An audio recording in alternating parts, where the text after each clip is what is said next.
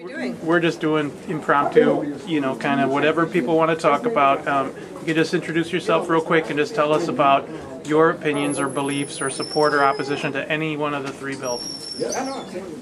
I'm Jennifer Morales. I'm a former school board member. I served 8 years on the Milwaukee School Board, representing the east side and the near south side of the city. And I'm also the mother of a handful of MPS students and graduates. So definitely have an interest in the outcome of this discussion that we're having today. I'm particularly concerned about the mayoral takeover bill. I'm concerned about the way that it disenfranchises parents and concentrates power in a way that leads to unaccountability and fraud.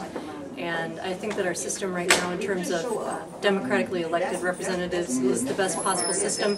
It's messy, as all democratic endeavors are, but I think it's the best possible system. I would love to see more people involved in the process, either by attending candidate forums or voting or running for office themselves, but none of the bills that's proposed today does anything to help us raise up new generations of candidates, of voters, whereas activities that have happened in MPS, including some recent mock election programs that have been run in the school district, will help develop citizens. So I'd love to see the state help us invest in that. But again, none of the bills that are being discussed support that. In terms of the sort of compromise bills, I have concerns about them as well. Obviously, I want to see the mayoral takeover defeated, but I also have concerns about people in Madison taking votes on pretty minute details of what happens in our schools. Various proposals either that have been introduced in the legislature or have come up for discussion have included things like requiring uniforms for every MPS student. That's something that we really make, a decision that we really make best at the school level that involves students and parents and teachers and research. So, those kinds of discussions are not really about governance so much as pet projects that different people have had over the years that either have been brought up at the school board and failed or are creations of their own imagination from other sources. So I'm a little confused about some of the compromise proposals, particularly concerned about that sort of minutia level of meddling, also concerned about the possibility of moving elections to a partisan ballot. One of the proposals today that's being discussed is moving the school board elections to the November ballot. Having run as a state senate candidate on the partisan ballot in 2004 during the presidential election, I can tell you even at the state senate level it was very hard to get attention for my candidacy, to get the voters to stop and talk with me at events and at the doors. I feel like I did quite well. Managed to get 44% of the vote against a 12-year incumbent, but it still was a struggle. Every vote I got was a vote that I wrenched out of the community by talking and having conversations with people face to face, because the media didn't pay any attention. It was hard to get donations, especially running in a tightly contested race like the Bush-Kerry race was. And behind us, a congressional candidate who was very well beloved, Gwen Moore. I voted for her. I'm glad she won, but running behind her was a little bit of a challenge too, because she really was a force to be reckoned with in terms of fundraising. So I worry about our school board races just getting tucked under the rug in partisan election, where we won't get any attention for the issues that kids need us to be talking about at a very specific neighborhood by neighborhood level.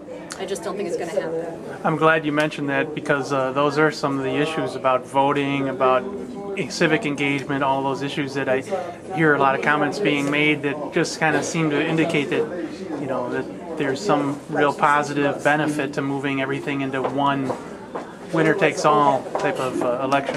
And I just thought maybe with your experience on the school board, if you could talk about the issue of accountability, given that there's a lot of statements being made about accountability, lack of, or somebody's going to be more accountable and all this stuff, just in general. And what did you see with this, accountability? Who's accountable? Who should be accountable?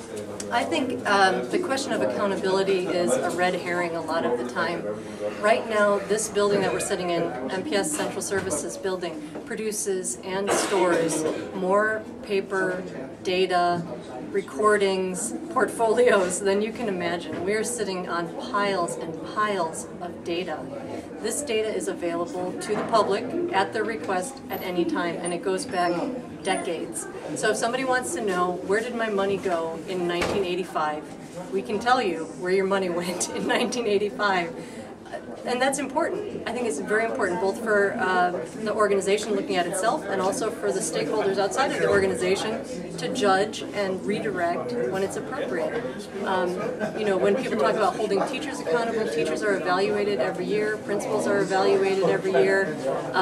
There are many programs that help teachers improve through professional development, through programs like the TEAM program, which is intervention for teachers who are considered severely troubled. We have a similar program for principals. So the systems are there. I think the problem is more that people don't know that that information and those interventions are available. They don't know how they work. They don't know how to get them. That may be a failing of the district, but it also is a failure, I think, of our overall disengagement as citizens from our government. You know, last 30 years of right-wing demagoguery has said that we are not our government, when in fact in a representative democracy we are our government. We have right to this information, we should be demanding it. If we have questions, we should stick with our questioning until we get them answered. Obviously the organizations that we support with our tax money should be very responsive to questions about what did you do with my money, how is the school doing on math achievement, all those kinds of things should be instantaneously available. But that is not an issue of state legislative policymaking. That's an issue of performance of the school district. And the public has the right and the ability to hold the school district accountable through the elected school board. Without that elected school board, your ability to hold this building accountable is much, much thinner and much more precarious. Thank you very much, Jennifer. Appreciate your comments. Thanks.